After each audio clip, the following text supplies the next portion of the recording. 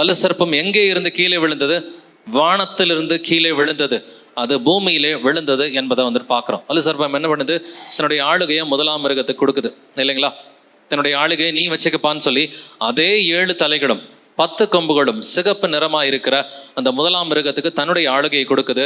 So இந்த 7வது முத்திரையில் என்ன நடக்குதுன்னு பார்த்தீங்கன்னா, நம்ம ஏற்கனவே பார்த்த மாதிரி இந்த 7வது முத்திரை 7 எக்காலங்களாக பிரிக்கப்பட்டிருக்கிறது. இதில் அதிகமாக பெருசாக ஒன்றும் நடக்க போகிறதில்ல. வாசிக்கலாம். வெளிப்படுத்தின விசேஷம் 8ஆம் அதிகாரத்தில் முதல் 2 வசனங்கள். அவர் 7ஆம் முத்திரையை உடைத்த போது பரலோகத்தில் ஏறக்குறைய அரை மணி நேரம் அளவும் அமைதல் உண்டாயிற்று. பின்பு தேவனுக்கு முன்பாக நிற்கிற 7 தூதர்களையும் கண்டேன். அவர்களுக்கு 7 எக்காலங்கள் கொடுக்கப்பட்டது. 7ஆம் முத்திரையில் என்னங்க நடக்குது? 7 தூதர்களுக்கு 7 எக்காலங்கள் கொடுக்கப்படுகிறது. அவ்வளோதான் நடக்குது.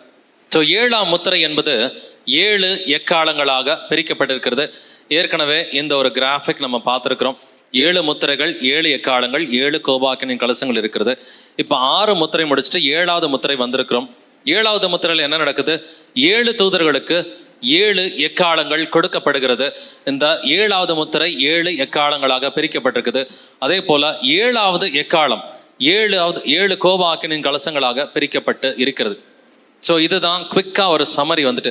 அந்த முதலாம் முத்திரையில் வந்துட்டு அந்த ரோம ராஜ்யத்தில் நற்செய்தி அறிவிக்கப்பட்டது, சுவிசேஷம் அறிவிக்கப்பட்டது. 2ஆம் முத்திரையில் வந்துட்டு அந்த ரோம ராஜ்யத்தில் உள்நாட்டு போர்கள் இது எல்லாமே நடந்துச்சு. 3வது முத்திரையில் வந்துட்டு பொருளாதார பிரச்சனை நடந்தது. 4வது முத்திரையில் ரோம ராஜ்யத்தில் வந்து கொள்ளை நோய் வந்தது. 5வது முத்திரையில் டயக்ளேஷியன் பர்சிக்யூஷன். 6வது முத்திரையில் பேகன் ரோமன் எம்பையரோட வீழ்ச்சி நடந்தது. அந்த 7வது முத்திரை 7 எக்காலங்களாக பிரிக்கப்பட்டு இருக்கிறது.